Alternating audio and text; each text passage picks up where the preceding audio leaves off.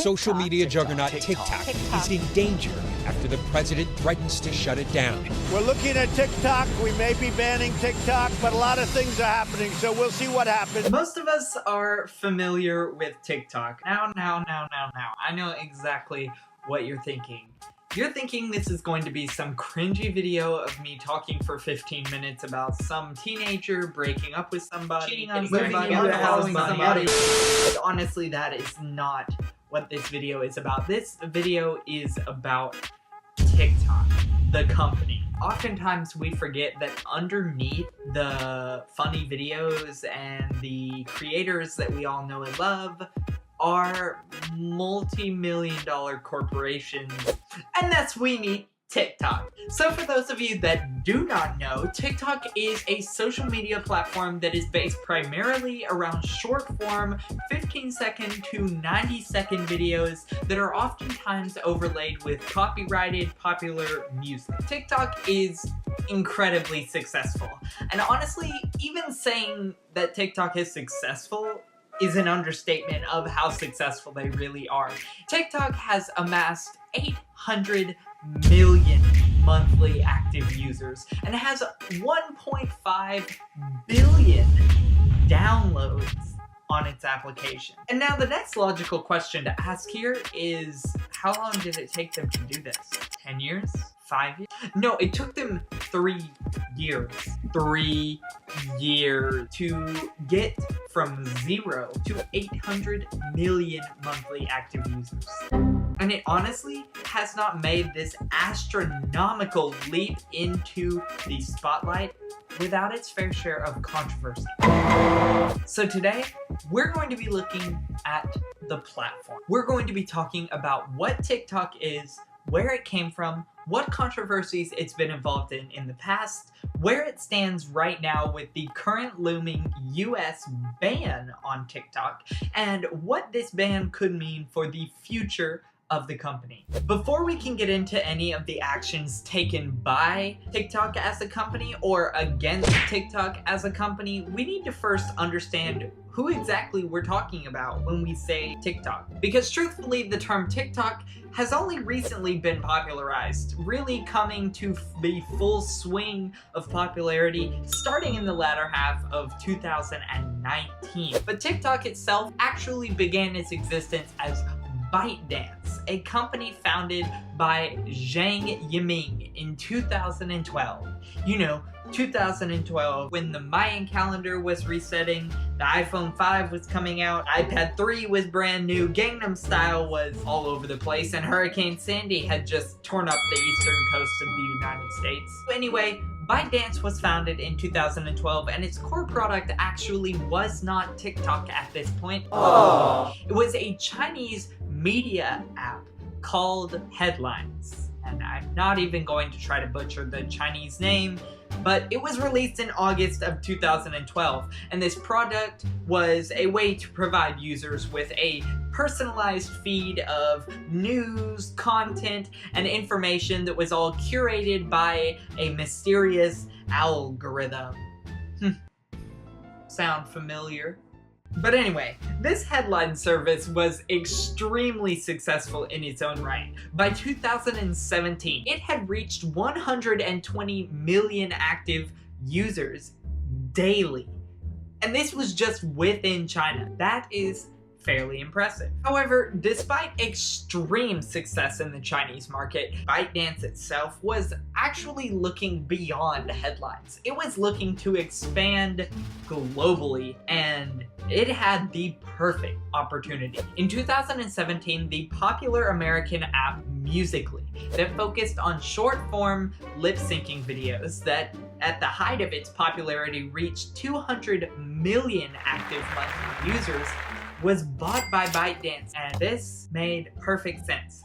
ByteDance as a company was sitting on a lot of money that it had made from the Chinese market that it had full control over, so it had all those users on lock, and then it turns around and it says, we're gonna take all the money that we made over here and we're gonna throw all that money to buy an American company and just have that too.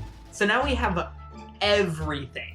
Literally, these people are genius. Anyway, Musical.ly was rebranded into TikTok for the American market, and a Chinese variant that, again, I'm not going to try to butcher the name, that runs strictly in China. They are exact copies of the same thing, just one runs in China on Chinese computers, and one runs outside China on outside China computers. And I'm putting a lot of emphasis on this because this system is an extremely important part of their legal argument that will come up later in the video. But for now, just keep in mind that TikTok and this other platform are running independently but identically. So TikTok went on to become extremely, extremely popular, and the Chinese variant also became extremely popular. It has 500 million active daily users within China alone. So 500 million plus the 800 million, we're looking at a combined 1.3 billion monthly active users on ByteDance services, not including Headlines, which I think is still running. I'm not entirely sure, but I think. So of that 800 million number, 41% of them are between the ages of 16 and 24. So these young adults, children, younger individuals have actually become so successful on these apps that they have actually been able to create entire careers out of their TikToks. That's right. People are actually getting rich off of 15-second dancing video. We are at a new level, and honestly, I just want it. But it has not gotten to this scale without its fair share of controversies. So I'm just gonna hit the highlights. I'm gonna let you get the quick characterization of what exactly TikTok is. TikTok has honestly been the epicenter of countless controversies throughout their relatively short lifespan. So if you want to go and spend the hours reading about all of the nuanced detail about all of the controversies that TikTok has been involved in, I will leave you a couple links in the description, but honestly, I'm just going to focus on the 3 primary things that TikTok has done really, really wrong. So, there are well-documented cases of obscenity, pornography, sexually predatory behavior, cyberbullying, and censorship on the platform. Censorship is the first real issue that I want to bring up. In December of 2019, TikTok admitted to instructing its moderators to suppress individuals fitting particular stereotypes. These stereotypes included disabled users, those with abnormal body shape, those with too many wrinkles, those with slum housing, LGBT users, and a ton of other just honestly extremely exclusionary things. Now, TikTok tried to defend itself by saying that it was trying to protect these people from cyberbullying by preventing their posts from being seen. You can't discriminate against somebody to prevent discrimination, and you can't bully somebody to prevent bullying. So that's just all there is with that. The next issue is a little more cut and dry. TikTok had to pay $5.5 million in COPPA fines because it allowed users under the age of 13 to use the site, which is honestly quite disturbing when you pair that with the prior charges of obscenity, sexually predatory behavior. Yeah, so that's pretty screwed. Now, I know what you may be thinking. Okay, TikTok's done some pretty bad things, but they're not really worth. Yes, actually, they still are worth banning them, and honestly, that all hinges on the third reason: privacy. Privacy isn't typically something that you want to get involved with in terms of messing up when you're a tech company. Google's, Apple's, Microsoft's, all of these big companies that have massive sway in the industry still feel the effect of privacy laws. TikTok is actually very upfront about the kinds of data that it collects. Coming from its website, TikTok collects usage information, IP addresses, keystroke patterns, location data, and other data. It is clear that all of this data could lead to some kind of potential leak, and that could be devastating for users. An employee had TikTok on their phone and it was collecting all this data. That would be a massive breach of security, to say the least.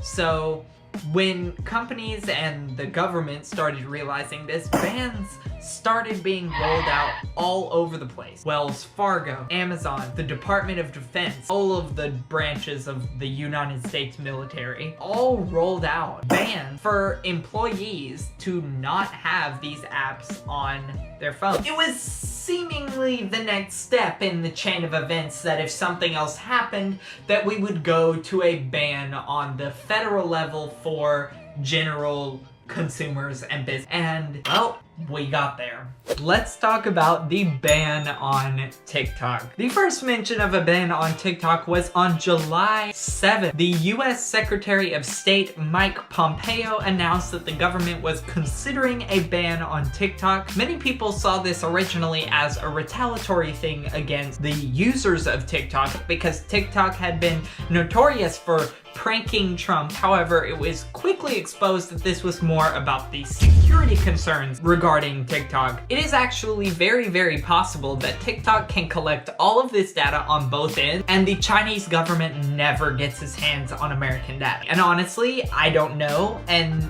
no one really knows. The thing is, he wants it to be an American company. However, there is no verified instance of the government of China actually having access to American users' data from TikTok. Before I continue on, I would like to note that TikTok, while it does collect a bunch of data and it does store it, all of this data is a lot less than the amount of data that is collected by Facebook or Amazon. All of these companies have much more lenient data collection policies and data retention policies that allow them to collect more data and store it for longer. But because they're American, they're allowed to do it. So we're getting into some really weird double standards here. So we're just gonna fast forward to July 31st, where President Trump at this point just threatens to shut down the entire thing. After this original threat, Microsoft began talks with ByteDance about buying TikTok, where ByteDance would retain a minority share in the company as an investor, and Microsoft would be in control of the operations, and it would run, and Microsoft would have majority ownership of TikTok. However, Trump was being quite antagonistic. He had a meeting with the CEO of Microsoft. He turned around and then accepted a deal on August 1st to let ByteDance be no partner at all. It's a lot of, we want you to go away, but you can stay if you're partly American. Oh, but now we want you to be full American. It all came to a head when Trump on August 6th released his executive order giving ByteDance 45 days to either sell or get out of America. And that's what's up with TikTok. So I hope you all enjoyed that first video of what's up with. If you have any suggestions for the next episode, leave them down in the description below. Make sure to like, comment, subscribe, you know, all the usual stuff. There will be more videos coming out on the series. I'm not entirely sure when the next one will be out because this video did take a lot of time to do. So I don't know when I'll be doing another one, but hopefully it'll be very, very soon if this one does well. I guess I'll be seeing you around. Bye.